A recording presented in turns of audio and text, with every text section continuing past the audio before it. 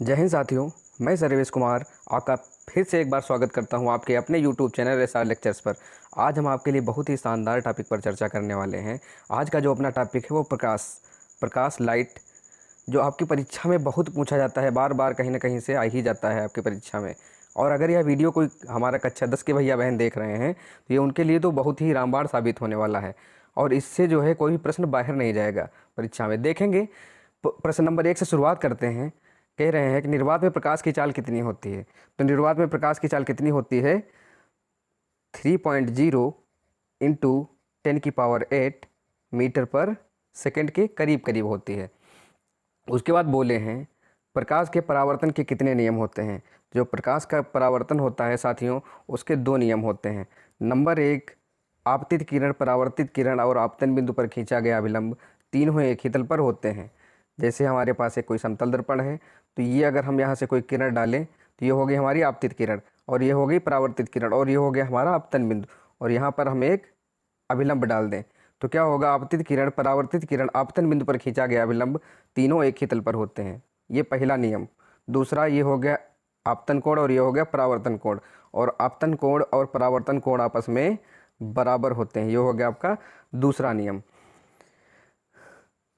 अगला प्रश्न देखेंगे, समतल दर्पण की फोकस दूरी कितनी होती है। तो साथियों, समतल दर्पण की फोकस दूरी अनंत होती है। कितनी होती है? समतल दर्पण की जो फोकस दूरी होती है वो अनंत होती है। फिर बोले हैं प्रकाश की किरण का मार्ग होता है। प्रकाश की किरण का मार्ग होता है सीधा।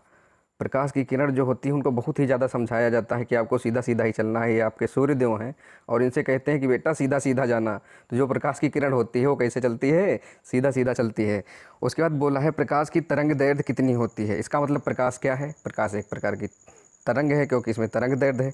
तो प्रकाश की जो तरंग दैर्ध्य होती है वो 3900 एंगस्ट्राम से 7800 एंगस्ट्राम के करीब करीब होती है।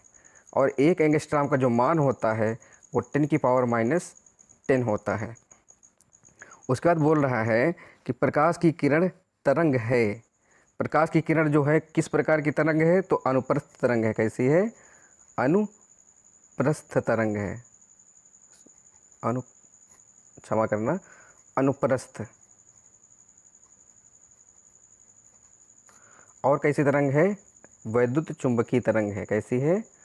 तो वैद्युत चुंबकीय तरंग है। वैद्युत चुंबकीय तरंग। फिर अगले प्रश्न की ओर बढ़ेंगे। देखेंगे प्रश्न नंबर 7 में बोला गया है अवतल दर्पण किस प्रकार का दर्पण है। जो अवतल दर्पण है ये प्रकाश की किरणों को क्या करता है? एक जगह पे मिलाने का कार्य करता है। क्या करता है? एक जगह पे मिलाने का कार्य करता है। इसलिए जो अवतल दर्पण होता है वो कैसा होता है? अभिसारी होता है। कैसा होता है? अभिसारी, यानी कन्वर्जेंट। उसके बाद बोला है उत्तल दर्पण। उत्तल दर्पण इसके बिल्कुल विपरीत होता है, किरणों को फैलाने का कार्य करता है। तो ये क्या होता है? अपसारी। क्या होता है? अपसारी। इसमें क्या करता है? अगर कोई प्रकाश की किरण ऐसे आई तो इधर चली जाएगी, ये कोई किरण आई तो इधर चली जाएगी। तो इसमें किरणें हो जाती हैं? दूर दूर चली जाती हैं। इसलिए इसको हम क्या बोलते हैं? अपसारी, यानी डाइवर्जेंट बोलते हैं। श्वेत प्रकाश को जब प्रिज्म से गुजारते हैं तब क्या होता है? जब हम श्वेत प्रकाश को किसी प्रिज्म से गुजारते हैं तो प्रकाश 7 रंगों में विभक्त हो जाता है। कौन कौन से रंग होंगे उसमें? VIBGYOR, VIBGYOR। आगे जगह नहीं है तो हम ऐसे लिखे दे रहे हैं, विबग्योर। ठीक है, 7 रंगों में प्रकाश का जो श्वेत प्रकाश है वो विभाजित हो जाता है। उसके बाद बोला है अवतल लेंस की प्रवृत्ति होती है। जो अवतल लेंस होता है उसकी प्रवृत्ति कैसी होती है? अवतल लेंस क्या करता है? तो ये रहा आपका अवतल लेंस। तो अवतल लेंस भी क्या करता है? प्रकाश की अगर कोई किरण है तो उसको फैला देता है। तो यानी इसकी प्रकृति कैसी होती है? अपसारी होती है। कैसी? अपसारी। आगे देखेंगे उत्तल लेंस की प्रवृत्ति कैसी होती है। उत्तल लेंस बिल्कुल इसके अपोजिट होगा। ये क्या करता है? मिला देता है किरणों को एक जगह। ये होगा अभिसारी। आगे देखेंगे लेंस की क्षमता का मात्रक क्या होता है। तो लेंस की क्षमता का मात्रक और सूत्र। तो लेंस की क्षमता का जो मात्रक होता है वो होता है डायोप्टर। क्या होता है? डायोप्टर होता है। और सूत्र क्या होता है? P = 100/f। सेंटीमीटर के लिए और p equal to 1/f metre के लिए। आगे बढ़ेंगे प्रश्न नंबर 13 की ओर। देखेंगे प्रश्न नंबर 13 में क्या दिया है। बोले हैं कि किसी दर्पण के लिए एफ वी यू के लिए सूत्र होता है। एफ क्या होता है? फोकस दूरी, वी होता है प्रतिबिंब की दूरी और यू होता है वस्तु की दूरी। और ये दूरियां हमेशा हम दर्पण के ध्रुव से मापते हैं। तो इसका जो सूत्र होगा वो होगा 1/f is equal to 1/v plus 1/u। आगे बढ़ेंगे, लेंस के लिए एफ वी यू का सूत्र क्या होगा? तो इसमें जस्ट बस माइनस लगा देते हैं, 1/f is equal to 1/v minus 1/u। फिर बोला है दर्पण की आवर्धन क्षमता क्या होती है, उसका सूत्र। तो दर्पण की जो आवर्धन क्षमता होती है वो होती है m बराबर -v/u बराबर I/o। v क्या है? प्रतिबिंब की दूरी है, u क्या है? वस्तु की दूरी है, I प्रतिबिंब की लंबाई है और o वस्तु की लंबाई है। तो हम क्या बोलेंगे? वस्तु की लंबाई तथा प्रतिबिंब की लंबाई के अनुपात को क्या बोलेंगे हम? आवर्धन क्षमता। या वस्तु की दूरी और प्रतिबिंब की दूरी के अनुपात को हम क्या बोलेंगे? आवर्धन क्षमता। फिर अगला दे रखा है लेंस की आवर्धन क्षमता। लेंस की आवर्धन क्षमता जो होती है वो m बराबर v/u बराबर I/o होती है। सिर्फ यहाँ पे माइनस नहीं लगाते हैं। अगला बोला है स्नेल का नियम। जो स्नेल का नियम है यही अपवर्तन का दूसरा नियम, इसको हम स्नेल के नियम के नाम से जानते हैं। स्नेल का नियम क्या कहता है? Sine I upon sine R is equal to 1n2, जहाँ 1n2 क्या है? कांस्टेंट है। तो बोलते हैं आपतन कोण की जा, अपवर्तन कोण की जा का आपतन कोण की जा और अपवर्तन कोण की जा का अनुपात एक नियतांक होता है। ये हो गया आपका स्नेल का नियम, साइन I बटे sine R is equal to 1n2। आगे बढ़ेंगे, हीरे में प्रकाश की चाल क्या होती है? तो साथी हीरे में जो प्रकाश की चाल होती है वो होती है 1.25 इंटू 10⁸ मीटर पर सेकेंड। तो अगर आपको वीडियो अच्छी लग रही हो तो प्लीज़ वीडियो को लाइक कर दीजिए और चैनल को सब्सक्राइब कर दीजिए। फिर से देखते हैं प्रश्न नंबर 19 को। कह रहे हैं कांच में प्रकाश की चाल क्या होती है? तो कांच में प्रकाश की चाल क्या होती है? कांच में प्रकाश की चाल होती है 2.0 इंटू 10⁸ मीटर पर सेकेंड। और हम कैसे निकालते हैं? n बराबर c/v के फार्मूले से, जहाँ n क्या है? अपवर्तनांक है पदार्थ का, और c है प्रकाश की चाल, और v है उस माध्यम में चाल। आगे बढ़ेंगे प्रश्न नंबर 20 की ओर। देखेंगे प्रश्न नंबर 20। प्रश्न नंबर 20 में दिया है समतल दर्पण में J और P कैसे देखेंगे। तो हम ऐसे समतल दर्पण बना लें और इनको अगर हम ऐसे रखेंगे J और P को, तो ये बस घूम जाएंगे। J हो जाएगा ऐसे और P हो जाएगा ऐसे। तो ये हो गया आपका कि समतल दर्पण में J और P कैसे देखेंगे। इसमें बस ऊपर ऊपर की चीज़ें घूमती हैं, नीचे का कुछ नहीं बदलता है। फिर बोल रहा है प्रकाश क्या है। बोला है कि प्रकाश क्या है। प्रकाश क्या है? प्रकाश एक प्रकार का भौतिक साधन या कारण है जिसकी सहायता से हम लोग देख सकते हैं, या फिर ऐसे कह सकते हैं प्रकाश एक प्रकार की ऊर्जा है जो हमारे दृष्टि ज्ञान को जागृत करता है या हमारी आंखों को संवेदित कराकर हमें वस्तुओं को दिखाता है। तो ये हो गया आपका प्रकाश। प्रकाश क्या है? एक प्रकार की ऊर्जा है। आगे फिर बोला है समतल दर्पण द्वारा बना प्रतिबिंब सदैव कैसा होता है। समतल दर्पण द्वारा बना प्रतिबिंब सदैव सीधा होता है और आभासी होता है। कैसा होता है? सीधा और आभासी होता है। आगे बढ़ेंगे, बोला है आपका प्रतिबिंब सदैव सीधा होता है। जो सदैव सीधी वाली बात है तो वो दो कंडीशन में होती है। पहली बात तो समतल में भी हो सकती है और उत्तल में भी। समतल दर्पण और उत्तल दर्पण में जो प्रतिबिंब होगा वो सदैव सदैव सीधा रहेगा। उसके बाद देखेंगे अगला प्रश्न, किरणों के समूह को क्या कहते हैं। तो किरणों के समूह को हम बोलते हैं किरण पुंज। क्या बोलते हैं? किरण पुंज। आगे तेल लगा कागज होता है। अब जैसे हम किसी कागज पर तेल लगा दें तो उसमें फिर हम लाइट लगाएं तो प्रकाश का कुछ हिस्सा जो है पार होकर निकलने लगता है। तो ऐसी स्थिति क्या कहलाती है? पारभासक हो जाता है। क्या हो जाता है? पारभासक। तो कागज अगर हमने लगा दिया, कागज पर तेल लगा दिया, तो प्रकाश अगर हल्का हल्का पार हो रहा है तो क्या हो गया? पारभासक। अगर जो बिल्कुल नहीं पार हो रहा है तो अपारदर्शी। अगर पूरा पूरा पार हो रहा है तो पारदर्शी मीन्स ट्रांसपेरेंट। अगला फिर बोल रहा है क्वांटम सिद्धांत के अनुसार प्रकाश को माना गया है। तो भाई क्वांटम सिद्धांत के अनुसार प्रकाश को क्या माना गया है? इसको कण माना गया है। क्या माना गया है? कण माना गया है। जब आप 12th में जाएंगे, अगर ये वीडियो कोई कक्षा 10 का बालक या बालिका भैया या बहन देख रहे हैं, तो जब आप 12th में जाओगे तब आप ये सब पढ़ने को पा जाओगे। फिर आगे बोला है प्रकाश के सामने गेंद रखने पर उसका प्रतिबिंब बनता है, किस प्रकार का बनता है? तो प्रकाश के सामने अगर हम कोई गेंद रख दें तो उसका प्रतिबिंब वृत्ताकार बनता है। कैसा बनता है? वृत्ताकार। आगे बढ़ेंगे, बोला है प्रकाश किस ऊर्जा का रूप है? तो प्रकाश किस तरीके से चलता है? किरण के रूप में चलता है, तो इसको हम बोलेंगे विकिरण। क्या बोलेंगे? विकिरण। आगे देखेंगे प्रश्न नंबर 29 में कहा गया है प्रकाश के अपवर्तन के नियम होते हैं। तो प्रकाश का अपवर्तन परावर्तन क्या होता है? जैसे प्रकाश की किरण आई और टकरा के लौट गई। लेकिन अपवर्तन क्या होता है? प्रकाश की किरण आएगी और दूसरे माध्यम में प्रवेश कर जाएगी, या तो अविलंब की ओर झुक जाएगी या तो अविलंब से दूर चली जाएगी, यानी ये अपना मार्ग बदल लेती है। तो बोलेंगे जब प्रकाश की किरण एक माध्यम से चलकर दूसरे माध्यम में प्रवेश करती है तो वह अपने मार्ग से विचलित हो जाती है। ये हो गया आपका आई और ये हो गया आर। तो प्रकाश के अपवर्तन के नियम क्या कहते हैं? आपतित किरण, अपवर्तित किरण और आपतन बिंदु पर खींचा गया अभिलंब तीनों एक ही तल पर होते हैं। दूसरा, आपतन कोण की जा और अपवर्तन कोण की जा का अनुपात एक नियतांक होता है। इसको हम क्या कहते हैं? स्नेल का नियम। फिर बोला है जब प्रकाश विरल माध्यम से सघन माध्यम में प्रवेश करता है तो क्या हो जाता है? जब प्रकाश विरल से सघन में जाएगा तो अभिलंब की ओर झुक जाएगा, और जब सघन से विरल में जाएगा तो अभिलंब से दूर हो जाएगा। तो इसका आंसर क्या होगा? अभिलंब की ओर झुक जाएगा। अभिलंब की ओर झुक जाएगा। आगे देखेंगे, एफ व पी के बीच की दूरी, ये रहा दर्पण का ध्रुव और ये रहा वक्रता केंद्र और ये रहा एफ और पी दर्पण के ध्रुव और मुख्य फोकस के बीच की दूरी क्या कहलाती है? फोकस दूरी, यानी स्मॉल एफ। क्या कहलाती है? फोकस दूरी। फिर आगे बोले हैं पी व सी के बीच की दूरी, दर्पण के ध्रुव और वक्रता केंद्र के बीच की दूरी को हम क्या बोलते हैं?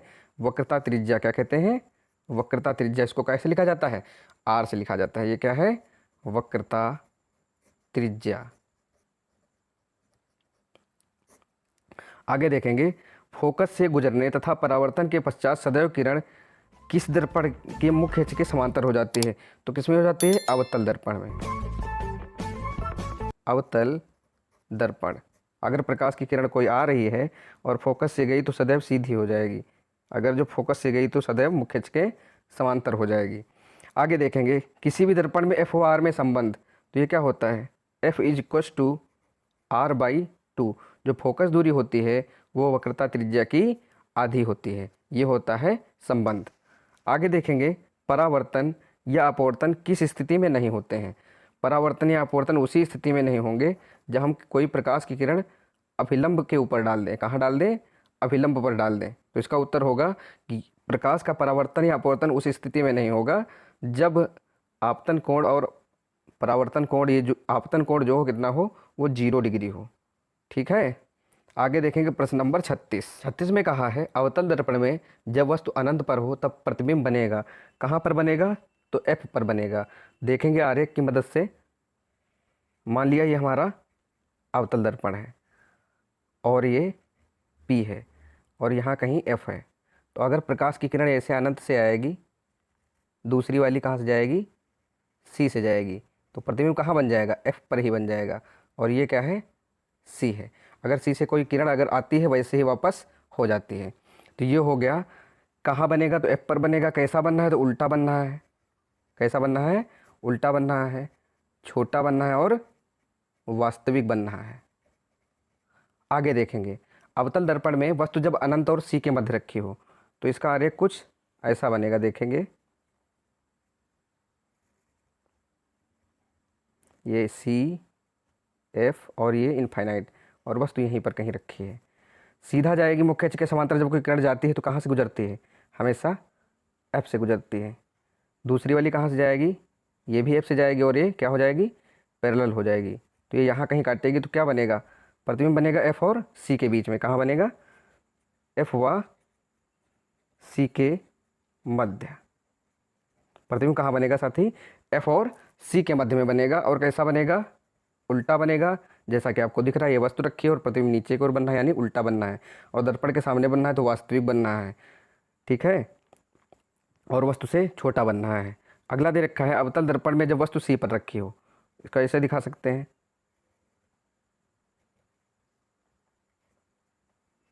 यहाँ पे हमने वस्तु रख दी, ऐसे होगा परावर्तन, F से आएगी दूसरी वाली किरण और ये यहाँ पे इसको आके काट देगी। तो ये कहाँ पर बनेगा?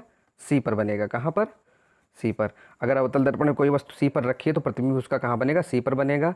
दूसरी बात, बराबर बनेगा वस्तु के। और कैसा बनेगा? उल्टा बनेगा। और दर्पण के सामने है तो कैसा है? वास्तविक बनेगा। उसके बाद बोला है अवतल दर्पण में वस्तु जब C व F के मध्य रखी हो। कहाँ रखी हो? C व F के मध्य रखी हो। देखेंगे यहाँ कहीं बना लें क्योंकि जगह तो ज़्यादा है नहीं अपने पास पर्याप्त।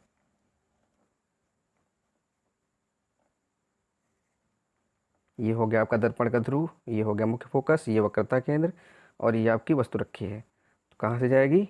ऐसे जाएगी। यहाँ कहीं काट रहा है यानी प्रतिबिंब कहाँ बनना है? अनंत व C के मध्य। कहाँ? अनंत व C के मध्य। कैसा बनना है? तो वस्तु से बड़ा बनना है, उल्टा बनना है और दर्पण के सामने वास्तविक बनना है। अगला देखेंगे, कह रहा है अवतल दर्पण में वस्तु जब F पर हो। कहाँ रखी हो? F पर रखी हो, मुख्य फोकस पर ही जब वस्तु रखी हो। तो देखेंगे ये हो गया दर्पण का ध्रुव, ये मुख्य फोकस, ये वक्रता केंद्र। ऐसे किरण जाएगी तो ऐसे निकलेगी। अब दूसरा कोई हमारे पास रास्ता नहीं तो ये ऐसे गुजर जाएगी, तो ये कहीं ना कहीं जाके मिल जाएगी। तो हम कहेंगे इसका प्रतिबिंब कहाँ बनना है?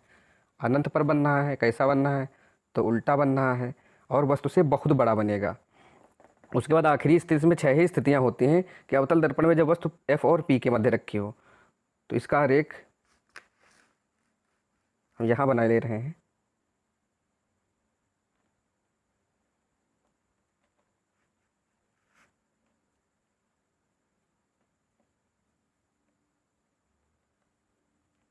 ये हो गया आपका वक्रता केंद्र, ये हो गया आपका मुख्य फोकस और यहाँ पे कोई वस्तु रखी है तो ऐसे जाएगा और दूसरा वाला ये ऐसे जाएगा।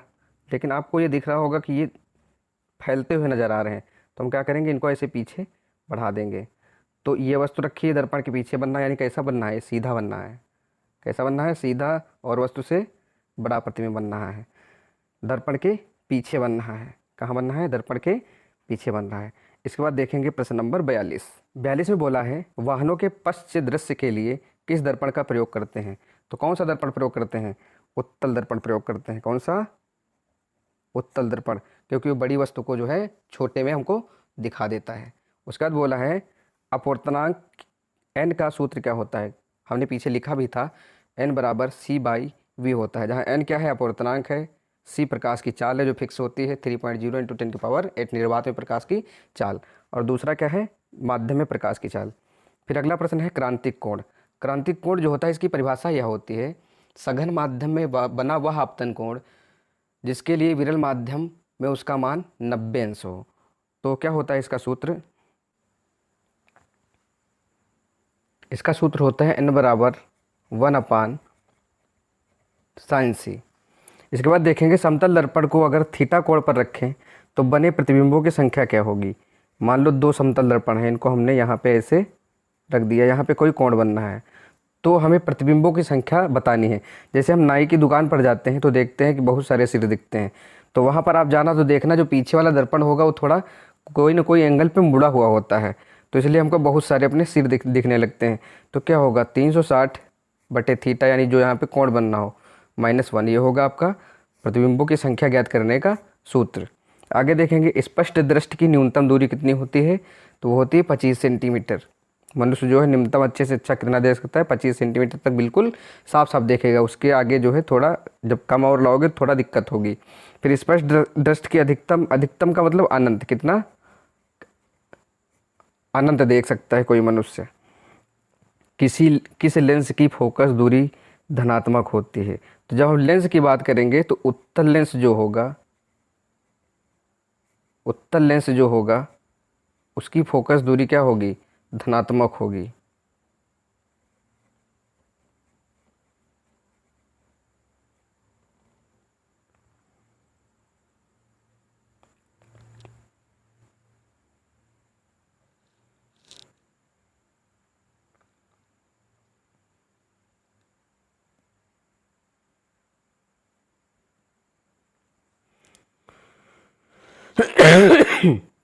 लेंसों में मुख्य फोकस की संख्या कितनी होती है? तो कितनी होती है? 2 होती है। उसमें 2 मुख्य फोकस होंगे।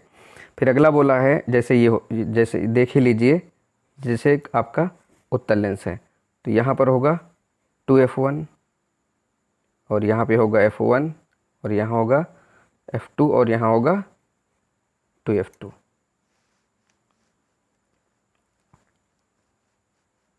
इसके बाद अगला प्रश्न दे रखा है उत्तल लेंस में 2f1 पर रखी वस्तु का प्रतिबिंब बनेगा तो कहाँ बनेगा? 2f2 पर बनेगा। Thank you. अगर आपको वीडियो अच्छी लगी हो तो लाइक कर दीजिए, चैनल को सब्सक्राइब कर लीजिए।